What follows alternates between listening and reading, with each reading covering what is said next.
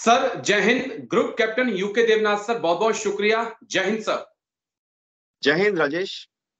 Thank you sir समय देने के लिए। दरअसल इजराइल से कुछ एक ऐसी खबर निकलकर सामने आई तो मुझे लगा कि यूके देवनाथ सर का मैं रुख करता हूं इस खबर को समझने के लिए।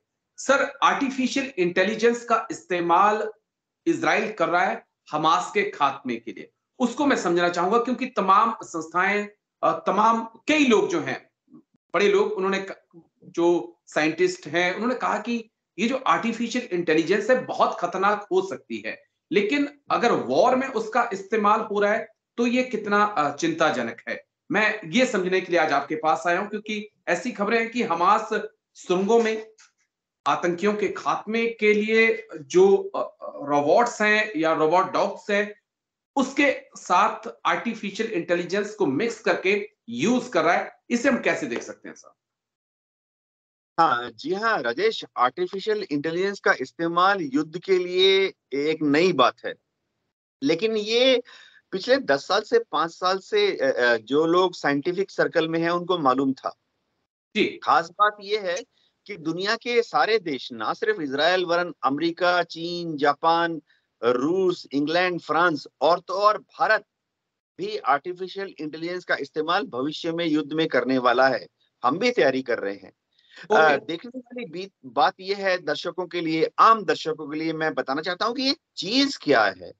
लोग सोचते बस आर्टिफिशियल इंटेलिजेंस में एक रोबोट होगा, उसमें एक बम और एक रॉकेट फिट कर देंगे, वो जाएगा दुश्मन को ढूंढकर चुन चुन कर उसके बिल में घुस के उसको मारेगा। ऐसा नहीं है। ये जानने वाली बात है कि आर्टिफिशियल इंटेलिजेंस जो है वो उसी चीज का इस्तेमाल करता है जो कि मनुष्य उस सिस्टम को बताता है। देखिए आजकल की तारीख में क्या होता है, हम इंटेलिजेंस का इस्तेमाल करते हैं, जासूसी करते हैं। आर्मी में, एयरफोर्स में, नेवी में हर यूनिट में एक इंटेलिजेंस ऑफिसर होता है, एक कैप्टन साहब, मेजर साहब, स्क्वाड्रन लीडर या विंग कमांडर, फोटो इंटरप्रेटर होता है, आजकल वीडियो इंटरप्रेटर होते हैं। वो एनालाइज करते हैं फोटोज को, वीडियोस को, टारगेट को ढूंढने में मदद करते हैं। एनालिसिस करने के बाद कमांडिंग ऑफिसर को बताते हैं कि अगली कार्रवाई कैसे होनी चाहिए। तो ये जो है ना एक विजुअल परसेप्शन वाली बात है, यानी आंख से क्या दिखाई दे रहा है और क्या समझे, या कान से क्या आवाज सुनाई दी गई, दुश्मन क्या बोल रहा है, उसको कैसे मैंने इंटरप्रेट किया, क्या समझा दुश्मन की आवाज को सुनने के बाद। तो डिसीजन मेकिंग प्रोसेस जो है ये है, अब आर्टिफिशियल इंटेलिजेंस की मदद ले रहे हैं। भविष्य में भी हम सिर्फ मदद लेंगे। आर्टिफिशियल इंटेलिजेंस जो है वो हमेशा ऐसा डिजाइन किया जाता है कि वो स्टैंड अलोन नहीं होता है। मैं दर्शकों को ये बताना चाहता हूँ, अब कुछ आर्टिफिशियल इंटेलिजेंस ऑलरेडी हम लोग यूज कर रहे हैं। जैसे हम लोग सब घर में एलेक्सा यूज करते हैं। एलेक्सा से आप कुछ पूछिए, वो तुरंत जवाब दे देती है। तो आर्टिफिशियल इंटेलिजेंस का एक नमूना हुआ। चैट जीपीटी बड़ा कॉमन हो गया है, आर्टिफिशियल इंटेलिजेंस का नमूना है। लेकिन बात यह है कि एलेक्सा या चैट जीपीटी या आर्टिफिशियल इंटेलिजेंस में क्या होता है, एक प्रोसेस, लर्निंग प्रोसेस होती है, मशीन लर्निंग प्रोसेस होती है। उसका जो एल्गोरिथम होता है वो इस तरह से सेट किया जाता है, वो एक चीज को 10 बार देखने के बाद या 100 बार देखने के बाद अपने आप ही वो सिस्टम समझ जाता है कि अब मुझे क्या करना है। फॉर एग्जाम्पल, हमने अगर कपड़ा स्टिच करना है तो सबसे पहले हमें उसमें कार्रवाई ए करनी है, फिर कार्रवाई बी करनी है और फिर कार्रवाई सी करनी है। तो आर्टिफिशियल इंटेलिजेंस इस चीज को 100 बार देखने के बाद अपने आप कर ले जाता है। अब क्या आर्टिफिशियल इंटेलिजेंस में हम ऑटोनोमस वेपन सिस्टम लगा देंगे? यानी क्या हम ऐसा आर्टिफिशियल सिस्टम बना देंगे कि जिसमें एक सिस्टम, वेपन सिस्टम लगा देंगे, इंटीग्रेट कर देंगे और बस उसको उड़ा देंगे, वो घुस जाएगा शत्रु की टेरिटरी में, अपने आंखों से खुद ही दुश्मन को पहचान के फायर करके मार डालेगा? ऐसा भविष्य में भी नहीं होने वाला, क्योंकि सबको मालूम है कि इसमें काफी मुश्किलात हैं। एक तो एथिकल डायलेमा है। जब ये कल खबर आई तो मैं अमेरिका, चीन की तमाम मिलिट्री वेबसाइट देख रहा था कि क्या कुछ वहां पे चला, तो मैंने देखा कि रोबोट आर्मी या रोबोट डॉग आर्मी और उसके ऊपर वेपन लगा के और उसके अंदर आर्टिफिशियल इंटेलिजेंस लगाकर एक्सपेरिमेंट किए जा रहे हैं। तो क्या सर ये चलन खतरनाक नहीं होगा? जी हाँ, देखिए अगर आर्टिफिशियल इंटेलिजेंस युक्त हथियार बन जाएं, आर्टिफिशियल युक्त इंटेलिजेंस युक्त यूएवीज और रोबोट्स बन जाएं, जो कि और या ऑटोनोमस कॉम्बैट व्हीकल बन जाएं, तो ये खतरनाक ट्रेंड है। लेकिन अच्छी बात यह है कि सारे साइंटिस्ट को, सारे डिफेंस के लोगों को मालूम है कि ये खतरनाक ट्रेंड होगा। इसीलिए हमेशा क्या होता है कि जैसे भस्मासुर को भी जब बनाया जाता है तो शिव जी एक तरीका अपनी जेब में छुपा के रख ही लेते हैं। जी। तो जब ऐसे ऑटोनोमस रोबोट्स बनेंगे जो कि सुरंगों में घुस के, या जैसे आपने बताया कि इजराइल ऑटोनोमस रोबोट डॉग्स को टनल्स में ढूंढ भेज रहा है हमास के आतंकवादियों को ढूंढकर चुन चुन कर मारने के लिए, तो उसकी जो फाइनल कड़ी होती है, दो चीजें होती हैं कि एक तो भांपना यानी समझना, और एक होता है एक्ट, यानी जो ऑटोनोमस इक्विपमेंट आपने बनाया, चाहे रोबोट हो या ड्रोन हो या कॉम्बैट व्हीकल हो, वो एक तो बैटलफील्ड में समझे कि मैं कहाँ हूं, दुश्मन कहाँ पर है, क्या ये जी। सही दुश्मन है, क्या मैं इस पे फायर करूं। इसके बाद होता है एक्ट।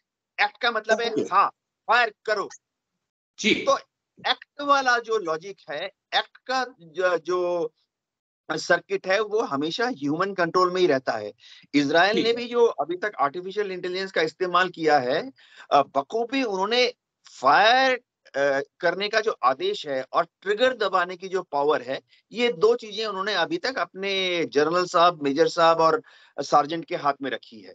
जी मैं एक्चुअली इसलिए इस चीज को आज आपके पास लेकर आया हूं मुद्दे को, क्योंकि हाल ही में एक खबर आई थी, हो सकता है वो 1.5 से 2 महीने पुरानी हो, कि अमेरिका का एक ट्रेनी जो था वो ड्रोन उड़ा रहा था, जो आर्टिफिशियल इंटेलिजेंस की मदद से उसने ड्रोन को आदेश दिया, ड्रोन ने उस आदेश को मानने से मना कर दिया और बाद में ड्रोन ने उसकी हत्या भी कर दी।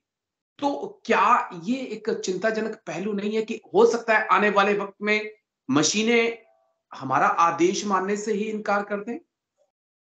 हाँ, ऐसा हो सकता है भविष्य में। जो ड्रोन्स बनेंगे, भविष्य में जो कॉम्बैट व्हीकल्स बनेंगी, उनमें इतना ज्यादा इंटेलिजेंस सर्किट तो रहेगा कि वो अपने आप खुद डिसीजन ले सकेंगी। लेकिन ये याद रखना पड़ेगा कि ये सब जो मशीनें हैं, ये जब फाइनली मास आउटपुट पर जाएंगी, तो जी। उनको कम से कम सिक्स सिग्मा लेवल पर सेफ्टी पे क्लियर होने के बाद ही क्लियर किया जाए। अभी भी अगर आप देखें, जो भी वेपन सिस्टम बनते हैं, खासतौर से जहां पे कि वो किसी मनुष्य को नुकसान पहुंचाएं, ऐसे वाले जितने सिस्टम हैं, उनको इस तरह से चेक किया जाता है कि वो लाखों में क्या करोड़ों में एक बार भी फेल ना हो। आर्टिफिशियल इंटेलिजेंस का इस्तेमाल युद्ध के लिए होगा, बखूबी होगा, ज्यादा से ज्यादा होगा, क्योंकि वो मनुष्य के मुकाबले बहुत तेजी से सोच सकती हैं, मनुष्य के मुकाबले काफी क्लैरिटी से सोच सकती हैं, और मनुष्य के मुकाबले उसमें रहम दिली की थोड़ी कमी भी आप प्रोग्रामिंग कर सकते हैं। बिल्कुल। लेकिन फाइनल जो है मैन इन लूप, ये ओके। कोई भी रोबोट कोई भी नहीं बनाएगा, टेररिस्ट भी नहीं ऐसा बनाएंगे जिसमें कि मैन इन लूप ना हो। क्योंकि टेररिस्ट भी अगर एक रोबोट बना लेगा इस तरह का आर्टिफिशियल इंटेलिजेंस युक्त, तो उसको मालूम है कि हो सकता है उसी का कहना मान के उसी के सिर पे बैठ जाए। जी। तो मैन इन लूप हमेशा ही रहेगा। और जिसे कहते हैं ना, फाइनली एक तो बटन होता ही है। जी। कोई भी सिस्टम आप देख लो, रॉकेट, मिसाइल, बम, गोला, सब में हम लोग फौजी लोग यूज करते हैं जार्गन सेल्फ डिस्ट्रक्ट। यानी ओके। जब भी कोई मिसाइल, रॉकेट या गाइडेड वेपन सिस्टम कहना नहीं मान रहा है, गलत चीज करने लगता है, गलत दिशा में जाता है, तो हम उसे सेल्फ डिस्ट्रक्ट कर देते हैं। तो ओके। हमें इससे डरने की बात नहीं है, लेकिन हाँ, हमें इसको ध्यान से इस्तेमाल करना पड़ेगा। देखिए, जी। मिसकैलकुलेशन तो हमेशा होती है। ओके। कोई भी मशीन जो है मिसकैलकुलेट कर सकती है, डेटा बिल्कुल सर। वल्नरेबल हो सकता है। तो मिसकैलकुलेशन की स्कोप है, डेटा वल्नरेबल हो सकता है कि आप ही का दुश्मन आप ही के एआई से डेटा को चुरा कर आप ही के एआई मशीन को रीप्रोग्रामिंग कर दे। तो जी जी भविष्य का जो एआई पे तो आर्म्स रेस चालू होने वाला है, चालू हो गया है। तो क्या होगा, एआई पे भी जो आर्म्स रेस होगा वो एआई पे उस पे काउंटर आर्म्स रेस होगा कि दुश्मन ऐसे करेगी तो मैं दुश्मन के एआई में ऐसे घुस जाऊंगा, दुश्मन जी अगर मेरे एआई में घुस जाएगा तो मैं दुश्मन के एआई में घुसने की चाल को इस तरह से विफल करूंगा। नाकाम। तो जी एक ह्यूमन और मशीन का जो कोलैबोरेशन है ये हमेशा रहेगा। लेकिन राजेश, बहुत मैं संभल के मनुष्य शायद हमेशा लगता है कि करते इस्तेमाल रहेंगे। करने की जरूरत है। ऐसा ना हो कि कभी इंसान वर्सेस मशीन आने वाले वक्त में हो जाए। बहुत बहुत शुक्रिया सर, बहुत बहुत शुक्रिया समय देने के लिए group captain UK Devnath sir. Thank you. जय हिंद। जय हिंद।